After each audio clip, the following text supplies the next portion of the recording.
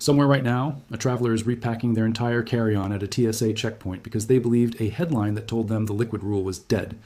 Their full-size shampoo is sitting in a confiscation bin. Their expensive moisturizer is gone. And their face says it all, total confusion. Because they read something online, packed accordingly, and walked straight into a reality that didn't match what they were told. This is happening every single day in airports across the United States. And the reason it's happening is because the truth about the 311 liquid rule in 2026 is more complicated, and more important, than any single headline can capture. What's actually going on is a massive shift in airport security technology that's already rewritten the rules in parts of the world, started changing the experience at certain American airports, and created a level of passenger confusion that TSA has never dealt with before. By the end of this video, you'll know exactly what changed, what didn't, what's coming next, and precisely how to pack your bags so you never lose a single item at security again. In the last 12 months, the internet has been flooded with articles, TikToks, and Reddit threads, all claiming the 3011 rule is finished. One post on Reddit's travel forum from January 2026 summed it up perfectly. A traveler wrote that they'd read the liquid rule was changing, packed full-size toiletries, and had everything confiscated at the checkpoint. They wanted to know what was actually happening. That person is not alone. The confusion comes from three directions, all hitting at once. First, the United Kingdom genuinely scrapped its 100 milliliter liquid limit at several major airports. Second, TSA started rolling out new scanning technology that changes how security lanes operate. And third, a senior government official made a public statement suggesting the liquid policy was being reevaluated. Each of those things is real, but none of them mean what most travelers think they mean. And when you blend those three stories together without context, you get millions of people packing their bags wrong. So let's separate what's real from what's wishful thinking. Before we talk about what's shifting, you need a crystal clear picture of what this rule actually requires today. The 311 rule has been the standard at every TSA checkpoint in America since 2006. The 3 stands for 3.4 ounces. That's 100 milliliters, which is the maximum size for any single container of liquid, gel, aerosol, cream, or paste in your carry-on. The first one means all those containers must fit inside a single clear, quart-sized zip-top bag. And the second one means you get one of those bags per person. That's it. If your toothpaste is 4 ounces, it doesn't matter that you only squeezed out half. The container size is what counts. If your quart bag won't close, you've packed too much. And if you try to bring 2 bags through, you'll be told to consolidate or toss. This rule was created after a foiled terrorist plot involving liquid explosives, and it has not been officially changed at the federal level. Not in 2024, not in 2025. And as of right now, in 2026, not yet. The biggest force reshaping airport security right now isn't a new law. It's a billion-dollar machine called a computed tomography scanner. You might know CT scanners from hospitals. They create detailed 3-dimensional images by rotating around an object and capturing it from every angle. TSA adapted the same technology for carry-on bags. Instead of the flat, 2-dimensional X-ray image that security officers have relied on for decades, a CT scanner produces a full 3D rendering that officers can rotate, zoom into, and slice through on their screens. The result is dramatically better threat detection. TSA began testing these machines back in 2017 at Phoenix Sky Harbor and Boston Logan. By 2023, the agency awarded up to $1.3 billion in contracts for over 1,000 additional units. As of now, TSA has deployed CT scanners to more than 200 airports across the country. And here's what matters for your packing. At checkpoints equipped with these machines, the security experience is fundamentally different. But different doesn't mean the rules disappeared. It means the process changed. And that distinction is where millions of travelers are getting tripped up. Walk into a security lane with one of these scanners, and the experience feels like a completely different airport. You don't have to pull your laptop out. You don't have to fish your quart-sized liquids bag out of your carry-on. You just send your bag through. The machine handles the rest. That feels like freedom. It feels like the liquid rule is gone, but it's not. And here's the part that catches people. Not every lane at a CT-equipped airport has the new scanners. Atlanta might have CT in Terminal A, but traditional X-ray in Terminal B.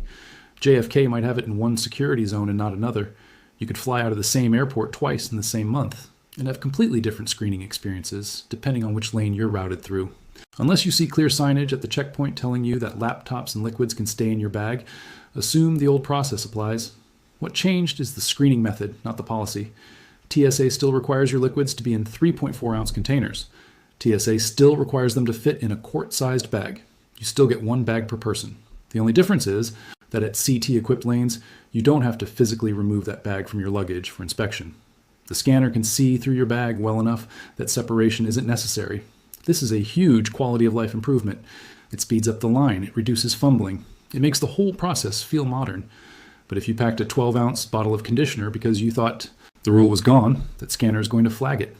And you'll be standing there watching a TSA officer pull it out of your bag and drop it in the bin, wondering what went wrong. While American airports are still testing, the United Kingdom just blew the doors off the old system.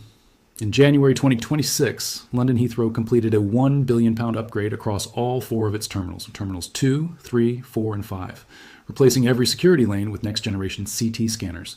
The result? Passengers departing Heathrow can now carry liquid containers up to 2 full liters. That's 20 times the old limit. No quart-sized bag required. No separating anything from your luggage. And Heathrow isn't alone. Birmingham, Bristol, Edinburgh, and Gatwick all lifted the 100 milliliter restriction after completing their own scanner installations. The airport estimated this change will eliminate nearly 16 million single-use plastic bags every year just at Heathrow alone. For anyone who's spent the last 2 decades cramming tiny bottles into a Ziploc bag, this feels like the future is finally arriving. And if you're flying out of one of these UK airports, it is your reality right now. But, and this is the critical part, if you're flying domestically in the United States or departing from an American airport, none of this applies to you. The UK made its decision. America hasn't made the same one yet. It's not just Britain.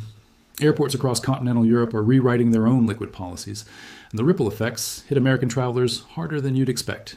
The European Union mandated a phased rollout of CT scanners with a target of full implementation by 2026. Major hubs like Amsterdam Schiphol and Munich have already installed the technology, with some allowing liquids up to 2 liters at equipped checkpoints. Here's where it gets messy for you. Say you're flying from New York to London, then connecting through Amsterdam. You pack according to US rules, 3.4-ounce containers, quart bags, the whole routine. You land in London, buy a full-size bottle of sunscreen because Heathrow allows it, then you get to your connecting flight in Amsterdam. And the rules might be different again, depending on the terminal and the scanner situation. Now reverse that trip. You fly home from a European airport that allows full-size liquids, land in the US, go through customs, recheck your bags, and hit a domestic connection. Suddenly you're back in 3-1-1 territory. That bottle of olive oil you bought in Rome? Gone. The duty-free perfume that was fine in Milan? Could be a problem at your US connecting checkpoint depending on how it's packaged. 1 trip, 3 different liquid rules. This is the reality of international travel right now, and almost nobody is talking about it clearly. In July of 2025, Homeland Security Secretary Kristi Noem made a comment that sent the entire travel world into speculation mode. She said TSA was reevaluating the liquids policy and hinted that an announcement about liquid size limits could be coming. That single statement generated thousands of articles and social media posts predicting the end of the 3-1-1 rule. But here's what actually happened after that statement. Nothing. No new regulation was published. No official policy change was announced. No airports received updated guidance. As of right now, the federal standard remains exactly what it was. Secretary Noem's comment indicated willingness to consider changes, and that's genuinely significant. It means the conversation is happening at the highest levels of government. But a conversation is not a policy, and travelers who packed their bags based on speculation rather than official guidance are the ones losing their belongings at checkpoints. Until TSA publishes a formal rule change with specific dates and specific airports, the 3-1-1 rule stands. Period. Here's where all that confusion turns into real consequences at real airports. Picture a woman named Diane, 58 years old, flying out of Denver International for a 2-week vacation. She watched a YouTube video, not this one, that told her the liquid rule was basically over. She packed full-size bottles of everything: shampoo, conditioner, face wash, sunscreen. At the checkpoint, every single oversized container was pulled from her bag. She lost roughly $40 in products and spent 20 extra minutes at security while her stress level went through the roof. Or take Marcus, 34, a business traveler out of O'Hare. He'd been through a CT-equipped lane the week before and didn't have to remove his liquids bag. So the next trip, he didn't bother with the quart bag. At all. Just tossed his travel-sized bottles loose in his backpack. Different terminal this time. No CT scanner. The officer asked for his liquids bag. He didn't have one. Secondary screening. 15 minutes lost. A line of impatient travelers behind him. The mistake wasn't a stupidity. The mistake was assuming that one experience at one checkpoint applied everywhere. Even under the current rule, there are legal exceptions that thousands of travelers either don't know about or are too nervous to use. Medically necessary liquids are allowed in quantities larger than 3.4 ounces. That includes prescription liquid medications, IV bags, and even large bottles of contact lens solution. You need to declare these items to the TSA officer at the start of screening, and they may be tested with a bottle liquid scanner, but they're permitted. You do not need a doctor's note, though keeping the prescription label on the bottle speeds things up considerably. If you're traveling with an infant or toddler, the exceptions expand further. Breast milk, formula, toddler drinks, and baby food pouches or jars are all allowed in quantities exceeding 3.4 ounces. You don't even need to have the child physically with you. A nursing mother traveling without her baby can still carry breast milk. Cooling accessories like ice packs to keep these items at the right temperature are also allowed. And here's a lesser-known detail. If a liquid is frozen completely solid at the moment it goes through the X-ray, TSA does not classify it as a liquid. But if there's any melting, even a small amount of slush at the bottom, it reverts to liquid status and the 3.4 ounce limit applies. Forget generic packing lists. What you actually need is a decision framework based on where you're flying and which checkpoint you'll hit. Start with your departure airport. If you're leaving from any U.S. airport, pack according to 311. No exceptions. Every liquid container at 3.4 ounces or under.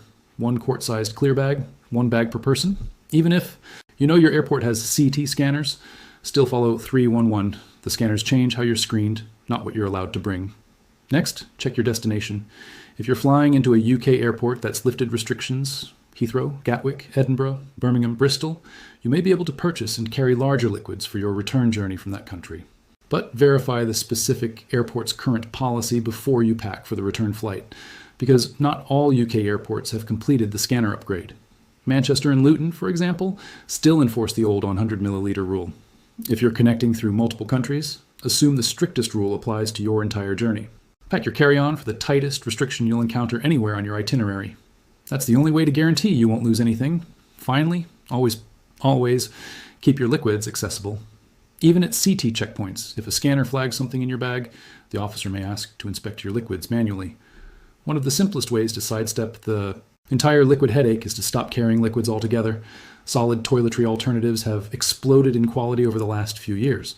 Shampoo bars, conditioner bars, solid deodorant sticks, toothpaste tablets, solid sunscreen sticks, even solid perfume. All of these exist, they work well, and none of them count as liquids under TSA's rules. A shampoo bar takes up a fraction of the space, lasts longer than a travel-size bottle, and never triggers a bag search. Bar soap is another obvious swap that people overlook. Solid moisturizer sticks are now available from dozens of brands. Think about what that means for your quart bag. If you switch just your shampoo and conditioner to solid bars, you've freed up space for the liquids that genuinely have no solid alternative. Your bag is lighter, your security experience is faster, and you've eliminated 2 potential confiscation points before you even leave the house. If you're someone who flies more than a few times a year, investing $15 to $20 in a solid toiletry kit could save you the hassle of dealing with the quart bag entirely. For items where there's truly no solid alternative, certain medications, contact solution, specific skincare products, use silicone travel bottles that you fill to exactly the right amount. Don't bring the original full-size container and hope for the best. That's how products end up in the confiscation bin. So when does the 311 rule actually disappear for good in the United States? Honestly, no one can give you a firm date, and anyone who tells you they can is guessing. What we know is this: TSA has spent billions on CT scanner procurement. The rollout is ongoing and expanding. Over 600 units are already installed across more than 200 airports.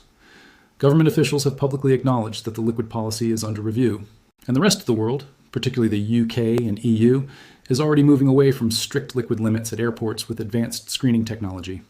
The most likely scenario, based on how TSA has historically handled policy changes, is a phased approach. Major hub airports with full CT scanner deployment could see relaxed liquid limits first. Smaller regional airports without the technology might continue enforcing 311 for years beyond that. Some security analysts predict a tiered system where the rules literally depend on which airport, and even which terminal, you're departing from. That kind of fragmented system creates confusion, but it's also realistic given that replacing every scanner in the country takes time and money. The direction is clear. Strict liquid limits are moving toward the exit, but they haven't walked out the door yet. You now know more about the state of liquid rules in 2026 than 90% of people who will walk through security this week. Here's what to carry with you. 1. The 311 rule is fully enforced at every U.S. airport right now. Pack accordingly. 2. CT scanners change the screening process, but not the allowed quantities. Leaving your liquids in your bag is not the same as being allowed bigger bottles. 3. UK airports like Heathrow and Gatwick have genuinely lifted restrictions to 2 liters, but that doesn't help you departing from American soil. 4. If you're connecting internationally, the strictest airport On your route sets the rule for your entire bag. And 5, solid toiletry alternatives can eliminate the liquid question for most of what you carry. The landscape is changing. That's real. But changing and changing are two very different words, and the travelers who understand that difference are the ones who walk through security without losing a thing. Bookmark this video, save it on your phone. The next time someone tells you the liquid rule is gone, you'll have the full picture, not a half-truth that costs you a bag full of toiletries. If staying ahead of rule changes like this matters to you, hit subscribe so the next update finds you before your next flight does. Travel smart, pack smarter, and whatever you do, don't trust a headline over an actual policy.